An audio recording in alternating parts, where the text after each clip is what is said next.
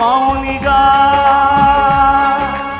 ఎటులుండేదా సాక్షిగా ప్రచురించక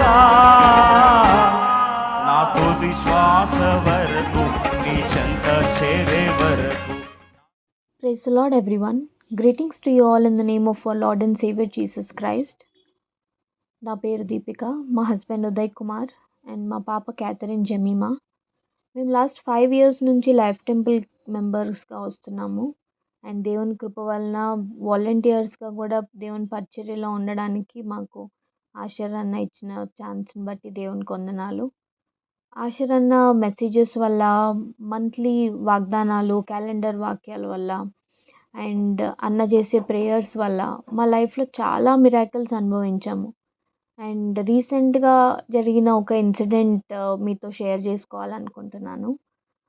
అదేంటంటే life international festivals అప్పుడు 5th anniversary మీటింగ్స్ అప్పుడు సెకండ్ డే రోజు ఎర్లీ మార్నింగ్ మేము అక్కడి నుంచి రిటర్న్ రాగానే మార్నింగ్ నుంచి మా పాపకి హై ఫీవర్ ఉంది. అండ్ ఏమీ తినట్లేదు, చాలా నీరసంగా విత్ హై టెంపరేచర్తో ఉండే తను. అలాగే ఈవినింగ్ చర్చ్కి తీసుకొచ్చాం తన్ని. ఆఫ్టర్ సర్వీస్ అన్నతోటి ప్రేయర్ చేయించుకుందాము అని చెప్పి. అండ్ నైట్ 11 వరకు అన్న సర్వీస్ అయిపోయే వరకు వెయిట్ చేసి అన్న దగ్గరికి వెళ్ళి ప్రేయర్ చేయించుకున్నాము. పాపకి హెల్త్ బాగాలేదు, ఫీవర్ చాలా ఉంది అని. అండ్ అన్న ప్రేయర్ చేశారు. అండ్ నైట్ మేము రిటర్న్ అవుతున్నాం, కార్లో వెళ్తుంటేనే we were able to see the difference. పాపకి టెంపరేచర్ తగ్గడం స్లైట్గా, అండ్ తనకి ఆకలేయడం, she was hungry and she wanted to eat something. Morning నుంచి she didn't eat anything and సడన్గా after prayer within few minutes hours of time she was feeling hungry. And ఇంటికి reach అవ్వగానే she ate properly, మంచిగా తినేసి and పడుకుంది కూడా. And night 2 AM వరకు we were monitoring her temperature check చేస్తున్నాము. And 2 AM వరకు కంప్లీట్గా ఫీవర్ అంతా తగ్గిపోయి టెంపరేచర్ నార్మల్ అయిపోయింది. Within few hours of time అన్నతో ప్రేయర్ చేయించుకొని మేము రిటర్న్ వచ్చాము. పాప టెంపరేచర్ అంతా నార్మల్ అయిపోయింది and we were feeling very relaxed, హ్యాపీగా ఫీల్ అయ్యాము. ఎందుకంటే అలా ఫీవర్ ఉంటే నెక్స్ట్ డే మినిస్ట్రీకి రాలేమేమో, తగ్గుతుందా లేదా అని ఒక డౌట్లో ఉన్నాము. But by early morning 2 o'clock we were able to see the difference in her. కంప్లీట్గా ఫీవర్ టెంపరేచర్ అంతా నార్మల్ అయిపోయి and she was very active. And next day Sunday దేవుని సన్నిధిలో ఉండడానికి దేవుడు మాకు కృప ఇచ్చాడు. అందుని బట్టి దేవునికి వందనాలు. అన్నకు కూడా చాలా థ్యాంక్ యూ. ఇది జరిగాక మాకు ఒకటి అన్న ప్రేయర్ చేసింది, ఖ్యాతి పుట్టినప్పుడు అన్నకు కాల్ చేసి ప్రేయర్ చేయించుకున్నాం మేము. అప్పుడు ఒక ప్రేయర్ చేశారు అన్న, దట్ ఖ్యాతి ఒక మిరాకిల్గా, ఒక blessing to the family and church, ఒక కార్నర్ స్టోన్గా తను గ్రో అవ్వాలి అని. తండ్రి బిడ్డను తండ్రి కుమార పరిశుద్ధాత్మ నామంలో ప్రభావ మరి మీకే ప్రతిష్ఠిస్తూ ఈ బిడ్డ మీ మహిమార్థమై తండ్రి అనేకుల ఆశీర్వాదం నిమిత్తమై తండ్రి కుటుంబం దీవించబడిన నిమిత్తమై సంఘం క్షేమాభివృద్ధి పొందు నిమిత్తమై తండ్రి యొక్క సూచక క్రియగా మహత్ కార్యముగా సైన్స్ అండ్ వండర్గా బిడ్డను ప్రతిష్ఠించమని కోరుచు. అప్పుడు మేమంతా నోటీస్ చేయలేదు ఏంటో ప్రేయర్ అన్న చేశాడు అన్నని ఫ్లోలో ఉండే. బట్ ఆ ప్రేయర్స్ని ఇప్పుడు మేము క్లియర్గా విట్నెస్ చేస్తున్నాం తన లైఫ్లో. The way she is growing, church అన్న, సాంగ్స్ అన్న చాలా ఇష్టం. ఎవ్రీ సండే మార్నింగ్ మాతో పాటు లేస్తుంది, మేము లేపకుండానే 6 o'clockకి లేస్తుంది, ఫాస్ట్గా రెడీ అవుతుంది.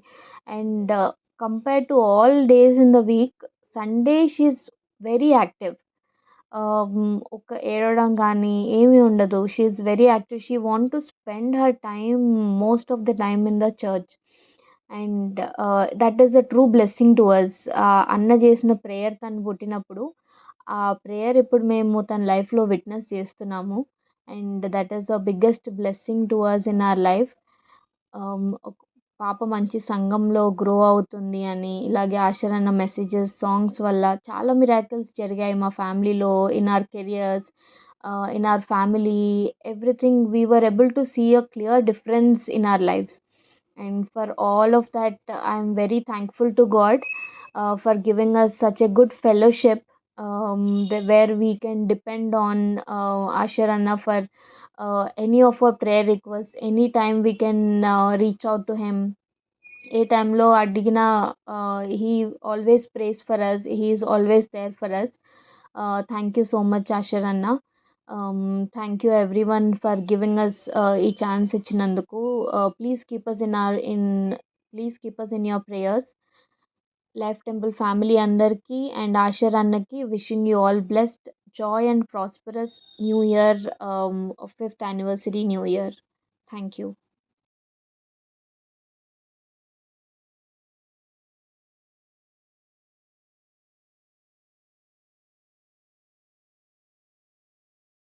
అందరికీ ప్రైజ్ లార్డ్. నా పేరు రూతమ్మ. మేము అఫీస్పేటలో ఉంటాము. గత సంవత్సరం సెప్టెంబర్లో నుండి మేము లైఫ్ టెంపుల్కి వస్తున్నాము ఫ్యామిలీతో. పర్మనెంట్ కార్డు కూడా తీసుకున్నాము. తర్వాత గత సంవత్సరం నాకు నవంబర్లో స్టెంట్ చేశారు. అప్పటి నుండి కూడా బాగా నొప్పి వచ్చేది. డాక్టర్ ఏమో నీకు గ్యాస్ ఉంటుంది, టాబ్లెట్లు వేసుకోమా అనేవాళ్ళు. కానీ నాకు నొప్పి మాత్రం తగ్గటం లేదు. అప్పుడు ఈ ఈ నెల 5th యానివర్సరీ జరిగింది. దాంట్లో 2వ రోజున నేను పాల్గొన్నాను మీటింగ్లో. ఇప్పుడు లాస్ట్న ఆశీర్ బ్రదరు అందరి గురించి ప్రార్థన చేసినాడు. లాస్ట్ను గుండె చెదరైన వారిని బాగు చేస్తానని ప్రేయర్ చేసినాడు. అప్పుడు నేను ఇక్కడ చేతులు పెట్టుకొని నేను కూడా ప్రేయర్ చేసుకున్నాను. అప్పటి నుండి నాకు స్వస్థత కలిగింది. ఇక తర్వాత అప్పటి నుండి కూడా ఇప్పటి వరకు కూడా నాకు పెయిన్ రావటంలే. నా కొరకు యేసు ప్రభువు గొప్ప కార్యం చేసినాడు. ఆ దినమున యేసు ప్రభుకు వందనాలు, ఆశీర్ బ్రదర్ కూడా వందనాలు.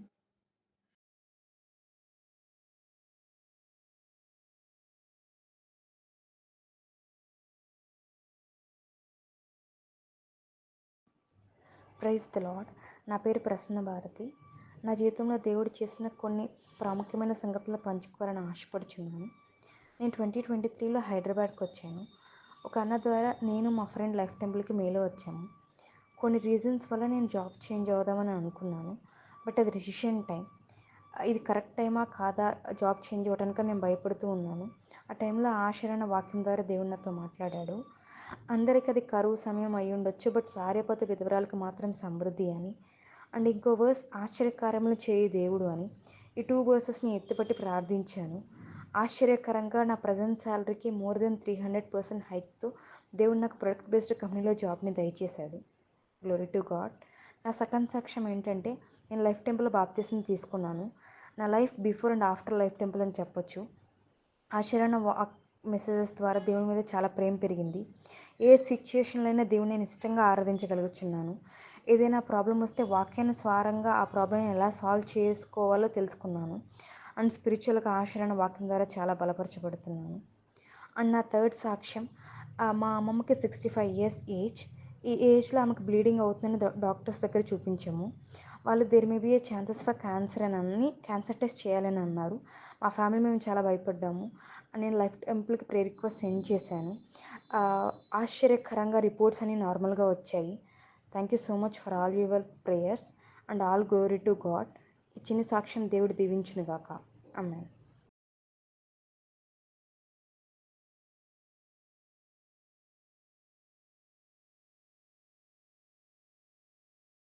ప్రైజ్ ద లార్డ్ అందరికీ. ఈ 5th యానివర్సరీ సందర్భంగా లైఫ్ టెంపుల్ కుటుంబములన్నింటికీ అలాగే బ్రదర్కి నా హృదయపూర్వక వందనాలు చెల్లిస్తున్నాను. దేవాది దేవుడు నన్ను కూడా ఒక సాక్షిగా మీ మధ్యలో నిలవబెట్టినందుకు దేవునికి కూడా కృతజ్ఞతలు చెల్లిస్తూ ఉన్నాను. నా పేరు భారతి, నా హస్బెండ్ నేమ్ ప్రసాద్. మేమిరువురు కలిసి కుటుంబంగా చేరి ఈ లైఫ్ టెంపుల్లో మొదటి యానివర్సరీ రోజున July 7, 2019లో మొదటి తెలుగు కుటుంబంగా ఈ సంఘంలో చేర్చబడ్డాం. ఆ దినం నుంచి ఈ దినం వరకు దేవుని సన్నిధిలో సమృద్ధిని మేము అనుభవిస్తున్నాము. అందుని బట్టి కృతజ్ఞతలు చెల్లిస్తున్నాను దేవునికి. అలాగనే బ్రదర్ కూడా ఎంతో మమ్మలను ప్రేమించి అనుక్షణము మా కొరకు ప్రార్థిస్తూ మాకు కావలసిన వర్తమానాలు దేవుని ఆత్మచేత నింపబడి ప్రతి ఆదివారం మాట్లాడుతూ బలపరుస్తూ నడిపిస్తూ వచ్చిన విధానాన్ని బట్టి కూడా కృతజ్ఞతలు చెల్లిస్తున్నాను. ఎవ్రీ ఇయర్ నేను సాక్ష్యం ఇస్తాను, సమృద్ధి అయిన జీవాన్ని అనుభవిస్తున్నామని. అయితే ఈ ఇయర్ కూడా నేను సాక్ష్యం ఇవ్వాలి అని ఆశపడ్డప్పుడు గడిచిన సంవత్సరంలో ఒక సంఘటన ద్వారా దేవుని ఆత్మ నడిపింపు ఎంత అద్భుతంగా ఉంటుంది అన్నది మీకు తెలియచేయాలని ఆశపడతా ఉన్నాను. నాకు దేవుడు పర్సనల్గా దేవుని పరిచయం చేయాలని ఆశపడ్డప్పుడు 2018లో ఒక స్మాల్ గ్రూప్గా నా ఫ్రెండ్స్ నేను గ్యాదర్ అయ్యి ప్రార్థన చేయడం మొదలుపెట్టాం. ఒకరికొకరు అలా 2-3గా ఏకీభవించి ప్రార్థన చేస్తూ ఉన్నప్పుడు ఆ ప్రార్థన గుంపుని దేవుడు ఆశీర్వదించి అనేక మందిగా దేవుడు బ్లెస్ చేస్తూ వచ్చారు. ఆన్లైన్లో ఎవ్రీడే నేను దేవుని సన్నిధిలో కలిసి మేము కొద్ది మందిగా ప్రార్థన చేస్తూ ఉంటాం. అలా ఎన్నో పరిస్థితులు, అనారోగ్యాలు, ఆర్థిక ఇబ్బందులు, కుటుంబ సమస్యలు, మరణాలు, ఇలా ఎన్నో పరిస్థితులు గుండా నడుస్తున్న వారిని అందరినీ బలపరచడానికి దేవుడు నన్ను వాడుకుంటూ వచ్చారు. అయితే నన్ను బలపరచడానికి, నేను ఇంచుమించు 200 కుటుంబాలని బలపరచాలి అంటే మొదటిగా నన్ను బలపరచడానికి దేవుడు బ్రదర్ని వాడుకుంటూ వచ్చారు. ఈ వారం అంతా నేను ఏదైతే సమస్యలు గుండా నలుగుతూ వచ్చానో, వేట్ల గురించి ప్రార్థన చేస్తూ వచ్చానో, ఏ క్వశ్చన్స్ నా మైండ్లో ఉన్నాయో వాటన్నింటికి వారాంతంలో ఆదివారం నా దేవుని ఆత్మచేత నింపబడి బ్రదర్ సమాధానాలు ఇస్తూ వస్తారు. అది నేను ఎవ్రీ సండే ఎక్స్పీరియన్స్ చేస్తాను. అయితే ముఖ్యంగా నేను చెప్పాల్సిన సాక్ష్యం ఏంటంటే గడిచిన సంవత్సరం 2023లో ఒక సంఘటన నన్ను చాలా కృంగదీసింది. ఆ సిచ్యువేషన్లో బ్రదర్ వాక్యం ద్వారా నేను ఎలా బలపడ్డాను అని నా జీవితంలో ఉన్న ఎక్స్పీరియన్స్ మీతో పంచుకోవాలని ఇవన్నీ చెప్తా ఉన్నాను. 2023 జూలై మాసము అంటే మన 4th యానివర్సరీ అయిన సందర్భంలోనే ఒక కుటుంబము నా గ్రూప్లో జాయిన్ అయ్యి 2022లో జాయిన్ అయిన సిస్టర్ అనిత, తన కుటుంబంలో జరిగిన ఒక సంఘటన, తన పాప 12 years బేబీ, 12 సంవత్సరాలు. ఆ బిడ్డకి పుట్టుకలో నుంచి ఒక హెల్త్ ఇష్యూతో పుట్టింది. అయితే బ్లడ్లో ఉన్న ప్రాబ్లమ్స్ని బట్టి తన గ్రోత్ విషయంలో అలాగే చాలా కాంప్లికేషన్స్ తనకి ఉంటా వచ్చాయి. చిన్ననాటి నుంచి మెడికేషన్లోనే తను పెరుగుతూ వచ్చింది. 2022లో మాకు గ్రూప్కి తను నడిపించబడడం జరిగింది దేవుని ఆత్మచేత. ఆ టైంలో కూడా పాప చాలా క్రిటికల్ సిచ్యువేషన్లో మంచం మీద పడిన స్థితిలో దేవుడు ఆమెను మా ఎద్దుకు నడిపించారు. అయితే పాప గురించి మేము ప్రార్థన చేస్తూ వచ్చాం. దేవుడు అద్భుతంగా ఆమెను లేవనెత్తారు. 4 days అసలు కదలలేని స్థితిలో నుంచి పాప లేచి మరలా నార్మల్ అయ్యి సంతోషంగా మా మధ్యలో ఉండడానికి దేవుడు కృపనిచ్చారు. 2022లో తన పరిచయము 23 వరకు దేవుడు ఎంతో కృపనిచ్చారు. అయితే 23లో ఏం జరిగింది అంటే జూలై 1st week ఆ టైంలో పాపకి ఒక ట్రీట్మెంట్ చేయించాలి. అయితే ఆ ట్రీట్మెంట్ కొరకు చాలా రోజుల నుంచి డాక్టర్స్ చెప్తా ఉన్నప్పటికీ తల్లిదండ్రులు భయపడి దాంట్లో చాలా హై రిస్క్ ఉంటుంది అని చెప్పినప్పుడు భయపడి చేయించలేదు. అయితే 12 years వచ్చేసిన పాపకి.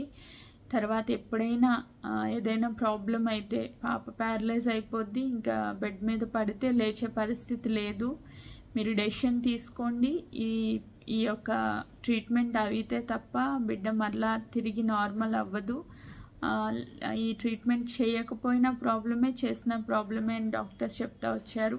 ప్రార్థనాపూర్వకంగా దేవుని సన్నిధిలో ఒక డెసిషన్ చెప్పమన్నప్పుడు నేను ప్రార్థన చేస్తూ వచ్చినప్పుడు దేవుడు నాకు ఇచ్చిన వాగ్దానం, ఆయన సంపూర్ణంగా విడిపించుటకు శక్తివంతుడు, సమర్థుడు అని దేవుడు హెబ్రీ పత్రిక నుంచి మాట్లాడుతూ వచ్చారు. అయితే నేను ఆ మాట పట్టుకుని వారిని ట్రీట్మెంట్కి వెళ్ళమని సజెస్ట్ చేయడం జరిగింది. మేము ప్రార్థన చేస్తూ వచ్చాం, చాలా ఉపవాసాలు, కన్నీటి ప్రార్థనలు చేస్తూ వచ్చాం. అయితే అనుకోకుండా బిడ్డకి బ్లడ్ ఎక్కించిన తర్వాత బ్లడ్లో ఇన్ఫెక్షన్ రావడం జరిగింది. తన పరిస్థితి దినదినము క్రిటికల్ అవుతూ వచ్చింది. ఏం కాదు, మనం ప్రార్థన చేద్దాం, దేవుడు వాగ్దానం ఇచ్చారని చాలా ధైర్యపరుస్తూ వచ్చాను. అయితే ఒక ఫైన్ డే జూలై 29, 2023లో ఆ పాప అనుకోకుండా ఉదయకాలము శనివారం ఆ రోజు ఉదయకాలము ప్రభునందు నిద్రించడం జరిగింది. నిజంగా ఆ రోజు నా పరిస్థితి ఎలా ఉంది అంటే కంప్లీట్గా కుప్పకూలిపోయిన పరిస్థితి. ఎందుకంటే చాలా స్ట్రాంగ్గా నేను ఆ బిడ్డకి ట్రీట్మెంట్ చేయించండి, దేవుడు సంపూర్ణ స్వస్థత ఇస్తారు, సంపూర్ణంగా రక్షించటకు నేను శక్తివంతుని సమర్థుణ్ణి, సంపూర్ణంగా రక్షిస్తానని దేవుడు వాగ్దానం ఇచ్చారు. కాబట్టి దేవుని సన్నిధిలో ప్రార్థనాపూర్వకంగా వారిని గైడ్ చేస్తూ వచ్చాను. ఆ వార్త విన్నప్పుడు కంప్లీట్గా నేనైతే డెడ్ సిచ్యువేషన్లోకి వెళ్ళిపోయాను. ఎందుకు దేవుడి చిత్తము చాలా పక్కాగా దేవుడు చెప్పే మన నడిపించారు కదా, ఎందుకు ఇలా జరిగింది, ఆ తల్లిని ఎలా ఓదార్చాలి, నా జీవితంలో జరిగి ఉంటే అది దేవుని చిత్తం అని నేను ఒకవేళ నన్ను నేను సమర్థించుకునేదాన్నేమో. వారి జీవితంలో జరిగిన ఆ సిచ్యువేషన్ని ఎలా వాళ్ళకి నేను ధైర్యం చెప్పాలి, ఈ సంఘం అంతటికి ఎలా ధైర్యం చెప్పాలి, అసలు నేనే నిలబడలేని పరిస్థితిలో ఉన్నాను. నేను వింటున్న స్వరము కరెక్టా కాదా, దేవుని చిత్తాన్ని నేను సరిగ్గా గ్రహించగలుగుతున్నానా లేదా, ఒకవేళ నా మిస్టేక్స్ వల్ల ఆ పాపకి ఇదైందా, ఎన్నో ప్రశ్నలు. ఆ రోజంతా కంప్లీట్గా డౌన్ఫాల్ నాది. నా పరిస్థితి అయితే అసలు చెప్పలేనంత డెడ్ సిచ్యువేషన్లోకి నేను వెళ్ళిపోయాను అనుకోవాలి. ఆత్మీయంగా ఏంటి నా సిచ్యువేషన్, నా పరిస్థితి ఏంటి, ఎందుకు దేవుడు ఇలా అనుమతించారని చాలా బాధ, దుఃఖము, వేదన, కన్నీరు. ఇంకా రోజంతా లేవలేదు, బయటికి రాలేదు, ఫుడ్ తినలేదు, చాలా బాధలో ఉన్నాను.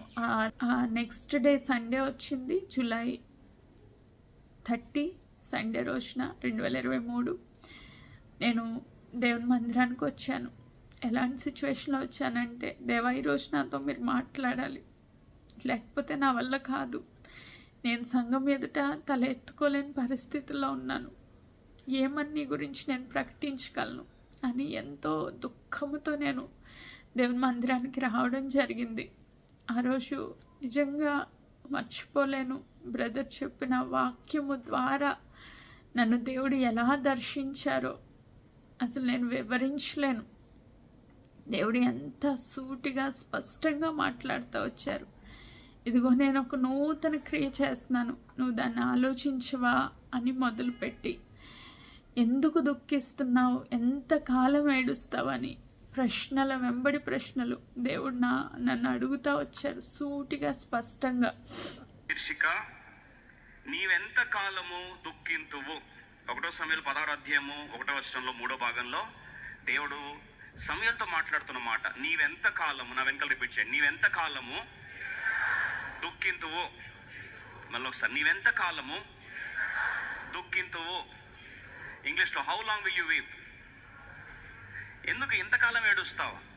ఈరోజు దేవుడు అడుగుతున్న ప్రశ్న ఏంటంటే, సమూయేలుతో అంటున్నాడు, సమూయేలా ఇంకెన్ని రోజులు ఏడుస్తావు, ఎంతకాలం దుఃఖపడతావు, ఎంతకాలం బాధపడతావు, కన్నీళ్ళు ఇంకెన్ని రోజులు వేస్ట్ చేస్తావు, ఇక కన్నీళ్ళు విడిచడం మానే. ఈరోజు నువ్వు ఆనందించి దేవుని ఏం చేయాలి, ఆరాధించాలి. ఇంకా ఏడుస్తూనే కూర్చుంటానంటే ఎలా? అందుకొరకే ఈరోజు పరిశుద్ధాత్మ దేవుడు మనల్ని ఉద్దేశించి మాట్లాడుతున్న మాట, నీవెంత కాలము దుఃఖింతువు, నీవెంత కాలము దుఃఖింతువు. బహుశా ఈ మాటల ద్వారా దేవుడు నాతో మాట్లాడుతూ వచ్చారు, నువ్వెంతకాలం దుఃఖిస్తావు అని. నిజంగా ఆ రోజు నేను చాలా దుఃఖంలోనే ప్రభు మందిరానికి రావడం జరిగింది. చాలా కన్నీటితో ఎందుకు ఈ సిచ్యువేషన్స్ దేవుడు ఎలా చేశారో అర్థం కాక, ఆ పరిస్థితులు తట్టుకోలేని సిచ్యువేషన్లో నేను దేవుని మందిరానికి రావడం జరిగింది. ఎప్పుడూ లేని రీతిగా, బ్రదరు ఎంతకాలం నువ్వు దుఃఖిస్తావు, ఆ మాట విన్న వెంటనే దేవుడు నాతో చాలా సూటిగా స్పష్టంగా ఆ రోజు వాక్యం అంతటి ద్వారా మాట్లాడుతూ వచ్చారు. ఆ రోజు సమూయేలు జీవితంలో అది దేవుని ప్లాన్. సౌలుని అభిషేకించడము సమూయేలు జీవితంలో అది గాడ్ ప్లాన్. కానీ గాడ్ ప్లాన్ కూడా ఫెయిల్ అయింది. సమూయేలు ఒక్కడే కాదు ఫెయిల్ అవుతా, సమూయేలు ఒక్కడే దుఃఖిస్తూ ఉండడం కాదు, దేవుని ప్లాన్ కూడా ఫెయిల్ అయింది. అది దేవుని చిత్తమే కానీ ఫెయిల్ అయింది అని చెప్పారు. నిజంగా నా ప్రశ్న ఏంటంటే, ఇది దేవుని చిత్తమేనా కాదా? నేను వింటున్న స్వరం రాంగా రైట్ అన్నది నాకు అర్థం కాలేదు. చాలా బాధ, ఇంకా నేను పరిచర్య చేయను అన్న సిచ్యువేషన్కి కూడా వచ్చేసింది నా మైండ్. బ్రదర్ ద్వారా, ఆ వాక్యం ద్వారా ప్రతి ప్రశ్నకు ఆన్సర్స్ దేవుడు ఇచ్చారు. నిజంగా ఆ రోజు ఆ మాటలు కనుక దేవుడు విడుదల చేయకపోయి ఉంటే ఈ పరిచర్య అనేది కంప్లీట్గా క్లోజ్ అయిపోయేదని నేను అనుకుంటా ఉన్నాను. నేను ఫోన్ చేయడం జరిగింది. ఫోన్ చేసినప్పుడు తన పాప వాళ్ళ పెద్దమ్మ కిరణ్లతో సిస్టరు, తను కూడా కుటుంబంగా మన లైఫ్ టెంపుల్కి వస్తారు. తనకి నేను ఫోన్ చేశాను. వాళ్ళ మమ్మీతో మాట్లాడే అంత ధైర్యం లేక నేను చేసేసరికి వాళ్ళ పరిస్థితి ఏంటంటే బరియల్ గ్రౌండ్కి పాప బాడీని తీసుకుని వెళ్తూ ఉన్నప్పుడు ఆ సిస్టర్కి ఫోన్ చేసినప్పుడు తను కాల్ లిఫ్ట్ చేసి పక్కనే అనిత అంటే పాప వాళ్ళ మదర్ తను ఉంది, మాట్లాడండి అని చెప్పి ఇచ్చారు. నాకైతే ధైర్యం సరిపోవట్లేదు. తనతో ఏం మాట్లాడాలో నాకు అర్థం కావట్లేదు. నాకు ధైర్యం లేనప్పుడు నేను ఎవరికి ధైర్యం చెప్పగలను అని నేను చాలా కృంగిపోయిన పరిస్థితుల్లో ఉన్నాను. అయితే అనిత అంటే పాప వాళ్ళ మమ్మీ నాతో చెప్పిన మాట ఏంటంటే, భారతి, దేవుడు నాకు అన్యాయం చేయలేదు, దేవుడు నాకు మేలే చేశారు అని తను సాక్ష్యం ఇచ్చింది. నిజంగా ఆ మాట విన్నప్పుడు ఒక్క నిమిషం నాకు ఏం అర్థం కాలేదు. నేనేమో 2 రోజుల నుంచి అంటే గత 24 hours నుంచి దేవుడిని అడుగుతున్న ప్రశ్న, నువ్వు అన్యాయం చేసావు వాళ్ళకి అని కాదు. తన తల్లి ఇచ్చిన సాక్ష్యము, దేవుడు నాకు న్యాయం చేశారు భారతి, అన్యాయం చేయలేదు అని చెప్పినప్పుడు నేను అడిగాను, అనిత ఇది మీకు ఎలా న్యాయంగా అనిపిస్తుంది అని అన్నప్పుడు, నేను 1 month నుంచి పాప పరిస్థితి అంతా చూస్తూ వచ్చాను. చాలా స్ట్రగుల్ అవుతూ వచ్చింది. నిజంగా ఆ ట్రీట్మెంట్స్ అన్నింటిలో బిడ్డను చాలా నలగొట్టారు. సంపూర్ణంగా చేసుకునే దేవుడి సన్నిధికి ఏ అనారోగ్యం లేకుండా సంపూర్ణంగా విడిపించి దేవుని సన్నిధిలో చేర్చుకున్నారు నా పాపని. దేవుడి దగ్గర సంతోషంగా ఉంది. శ్రమలన్నీ ముగించబడ్డాయి. ఈ 12 సంవత్సరాలుగా బిడ్డ పడుతున్న ఆ బలహీనతలన్నింటి ద్వారా వచ్చే స్ట్రగుల్స్ అన్నింటినీ దేవుడు తీసేశారు. ఈరోజు పాపను సంపూర్ణంగా విడిపించి దేవుని సన్నిధిలో సంతోషంగా ఉంచుకున్నారు, సంపూర్ణ ఆరోగ్యవంతురాలుగా చేర్చుకున్నారు అని తన తల్లి నాకు సాక్ష్యం ఇచ్చింది. పాప బాడీని తీసుకుని బరియల్ గ్రౌండ్కి వెళ్తున్న ఆ మధ్యలో మాట్లాడిన మాటలు నిజంగా ఆ దినాన్ని నాకు అసలు నోట్లోంచి మాట కూడా రాలేదు. దేవుడు అన్యాయస్తుడు కాదు అని తన తల్లి సాక్ష్యం ఇచ్చి నన్ను ధైర్యపరిచింది. బ్రదర్ ద్వారా మాట్లాడి నన్ను ధైర్యపరిచారు. ఇంకొక ప్రశ్న నేను దేవుడిని ఏమడుగుతా వచ్చానంటే, 30 lakhs ఖర్చు అయింది పిల్ల ట్రీట్మెంట్కి. వాళ్ళున్న ఆర్థిక పరిస్థితులను బట్టి అంత హ్యూజ్ అమౌంట్ లాసే కదా ప్రభా, నష్టమే కదా అని నేను ప్రార్థన చేస్తూ వచ్చినప్పుడు వాళ్ళు బ్రదర్ కంపెనీ తరపున ఆ 30 లక్షలు శాంక్షన్ చేయడానికి దేవుడు కృపనిచ్చారు. నిజంగా ఎవ్వరికి అంత అమౌంట్ ఇవ్వరని చెప్పారు. ఈ పాప ఒక్కదానికే ఫుల్ అమౌంట్ అయిన ఖర్చు అంతా వాళ్ళ ఆఫీస్ తరపునే బేర్ చేశారని చెప్పినప్పుడు నిజంగా ఆ విషయంలో కూడా నేను దేవుని స్తుతించాను. నిజంగా మన దేవుడు ఎంత నమ్మదగిన దేవుడు.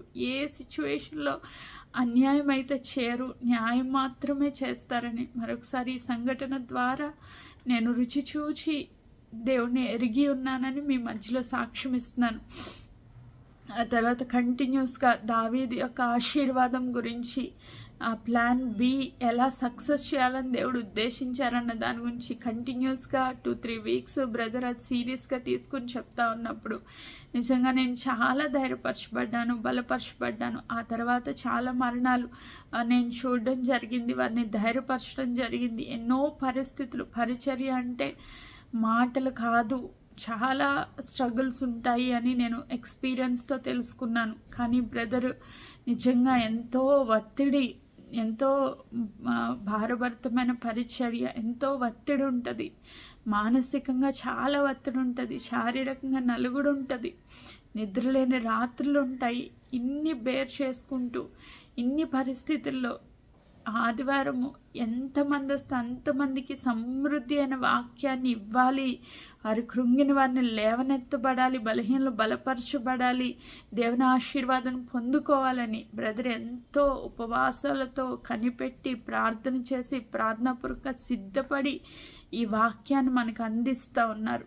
నిజంగా బ్రదర్కి ఎలా థ్యాంక్స్ చెప్పినా నేను రుణస్తురాలనే ఒప్పుకుంటున్నాను. నా సంఘం అంతటి తరపున కూడా బ్రదర్కి థ్యాంక్స్ చెప్తా ఉన్నాను. నిజంగా ఆ దినాన్ని బ్రదర్ ఆ వాక్యాన్ని విడుదల చేయకపోయి ఉంటే ఈరోజు నా పరిస్థితి ఎలా ఉండేదో నేను ఊహించడానికి కూడా నాకు అర్థం కాని పరిస్థితి.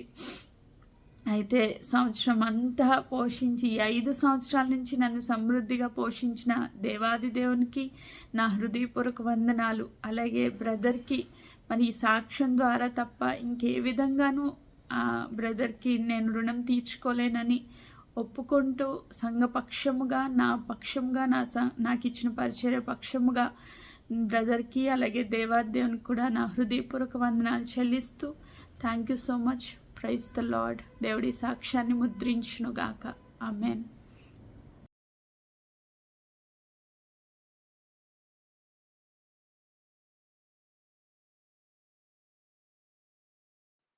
అందరికీ ప్రైజ్ లార్డ్. నా పేరు రాజు, మేముండేది బొల్లారం.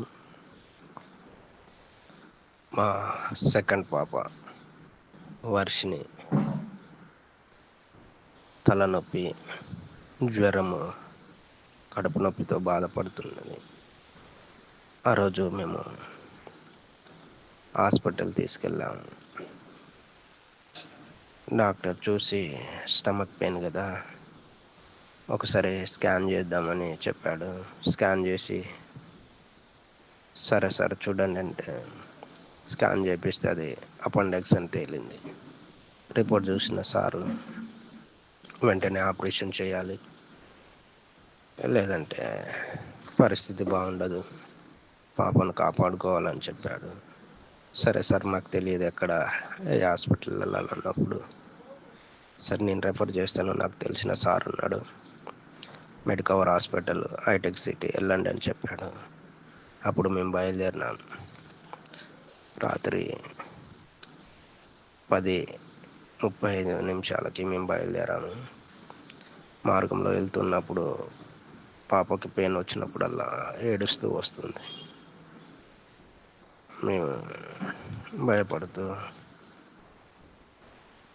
ఉన్నప్పుడు మధ్యలో పాప డాడీ నాకు పాట పాడాలని ఉందని చెప్పి, ఏ పాట అన్నప్పుడు ఆశరణ పాడిన పాట, డాడీ అంతా నా మేలుకే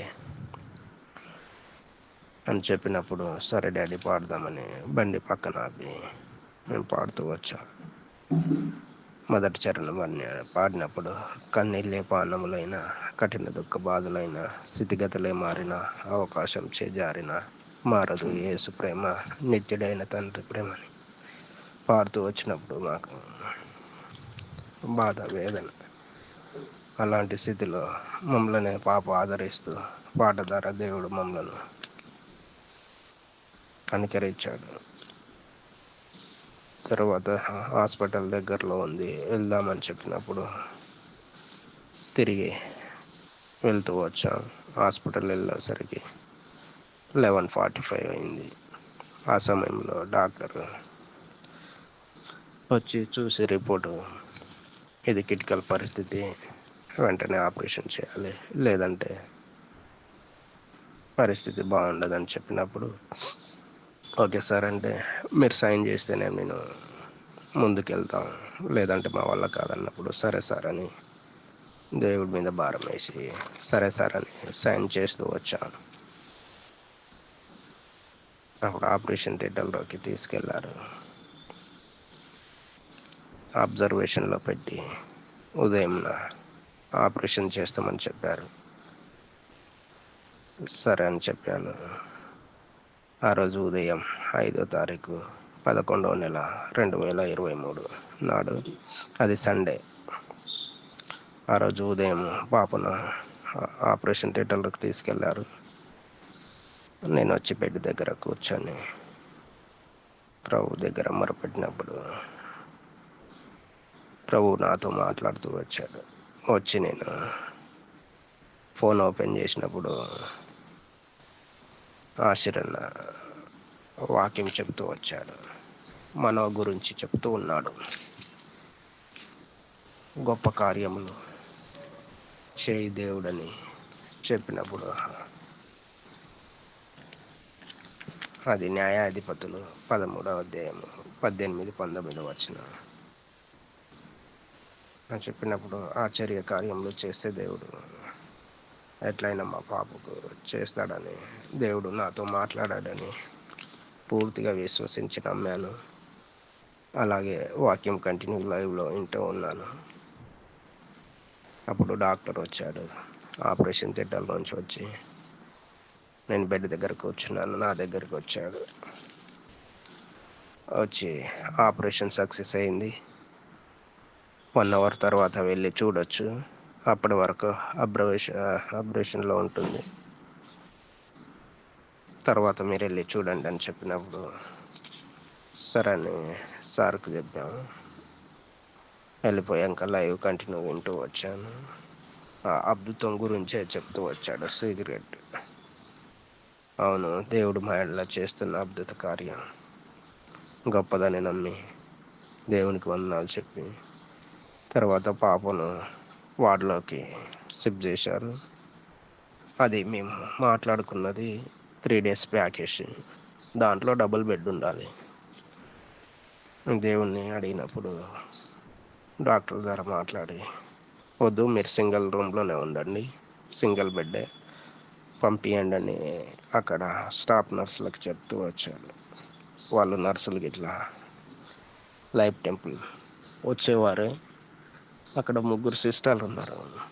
వాళ్ళు 3 ఇట్లా మన లైఫ్ టెంపుల్ వచ్చేవారే. వారు మాతో దేవుడు ముందుగానే మా కొరకే అక్కడ వారిని పెట్టారేమని మేము అనుకున్నాం. వారి ద్వారా మేమెంతో వారు చూపే ప్రేమ, చేసే సేవను చూసి దేవుడు నిజంగా తన బిడ్డలను ఎప్పుడు ఇడవడని, మరి వాళ్ళు మాపై చూపిస్తున్న ప్రేమను నేనైతే చెప్పలేను. అంతటి ప్రేమ వాళ్ళు మా పైన చూపిస్తూ వచ్చారు. ముఖ్యంగా పాపను వారి పాపలాగా చూసుకుంటూ వచ్చారు. మీరేం వరి కాకండి, మేము ఇట్లా లైఫ్ టెంపుల్కే వస్తాం, మేము ఇట్లా అన్న వాక్యమే వింటాం, మేము ఇట్లా ప్రేయర్ చేస్తాం అని చెప్తూ వచ్చారు. అలాగే నేను అన్నతో మాట్లాడుతూ వచ్చాను. రవికుమార్ అన్న మన చిట్టక్క లైఫ్ టెంపుల్ నుంచి వచ్చి ప్రేయర్ చేశారన్న హాస్పిటల్లో. అన్న 3 days ప్యాకేజే మాట్లాడాను, కానీ 7 days అంటున్నాడు సార్. పరిస్థితి బాగోలేదని అన్నప్పుడు డోంట్ వరీ, ప్రేయర్ చేద్దాం. గ్లోబల్ పీరియడ్లోను చైన్ పీరియడ్లోను అన్న వాళ్ళకు అందరి ప్రార్థన రిక్వెస్ట్ పెడుతూ వచ్చాం. దేవుడు అద్భుతంగా మాట్లాడుతూ వచ్చాడు సార్తో. మీరు 3 days పే చేయండి, 7 days వద్దని చెప్పాడు. సరే సార్ అని సార్కు థ్యాంక్స్ చెప్తే, పర్వాలేదు మీరు వెళ్ళండి, పాపను చూశాను, అందుకే నేను ఏం తీసుకోవట్లేదు, నా సర్వీస్లో ఇది మొదటిది కాబట్టి నేను చేసిన నా చేతులే కదా, పర్వాలేదు అని చెప్తూ వచ్చాడు. అంత కార్యం చేస్తున్న దేవునికి ప్రార్థించిన మీ అందరికీ, మరి ముఖ్యంగా ఆశరణకి హృదయపూర్వకమైన వందనాలు చెప్తూ ఈ సాక్ష్యాన్ని ఇంతటితో ముగిస్తున్నాను. ఆమెన్.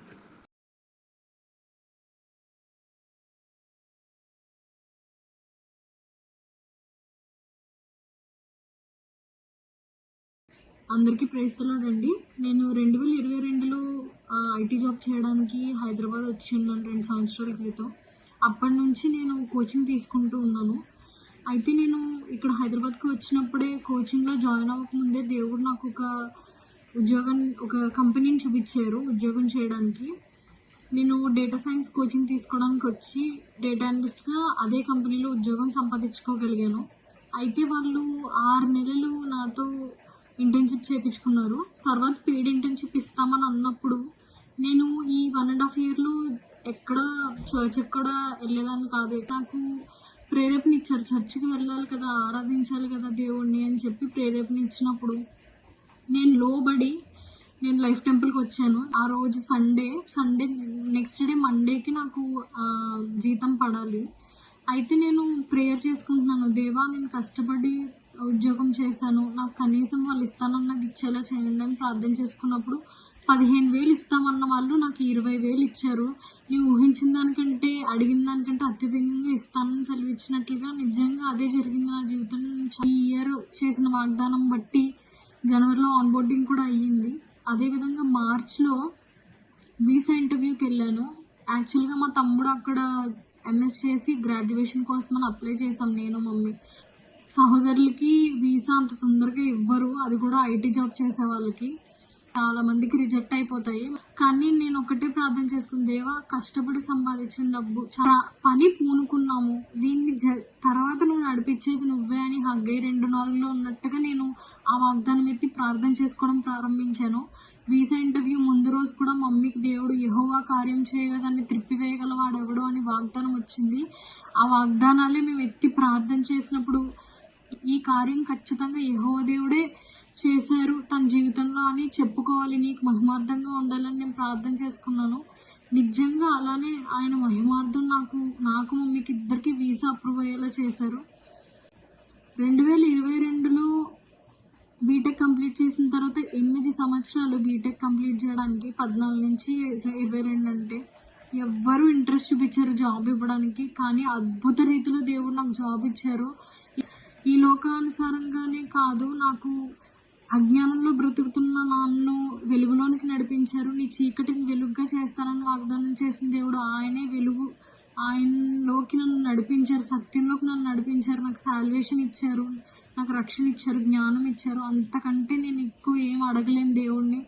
నేను ఎంతో రుణపడి ఉన్నాను ఆయనకి. దాన్ని బట్టి నేను చాలా సంతోషిస్తున్నాను, దేవునికి ఎన్నో స్తుతులు చెల్లించుకుంటున్నాను.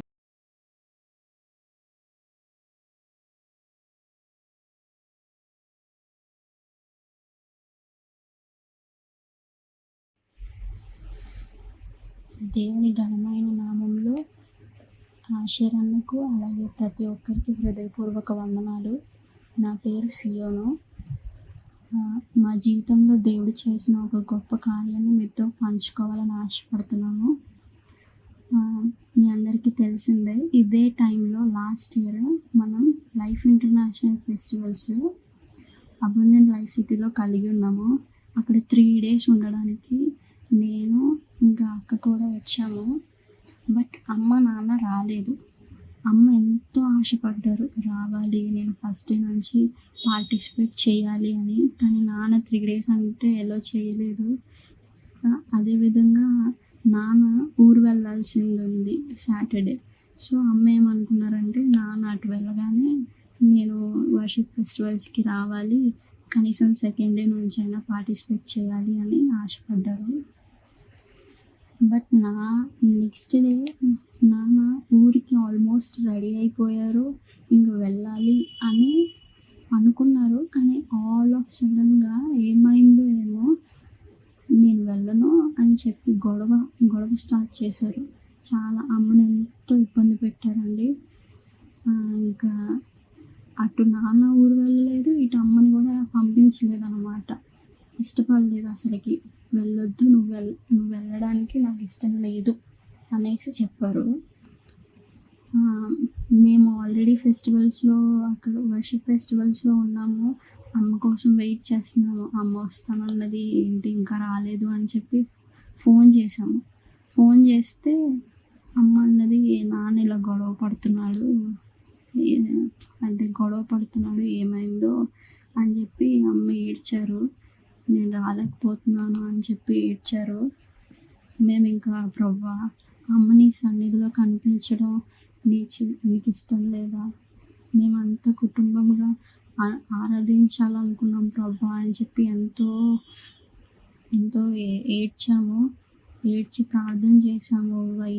ఎందుకు ప్రభువా నాన్నని ఎందుకు ఊరికి పంపించట్లేదు ప్రభువా? నువ్వు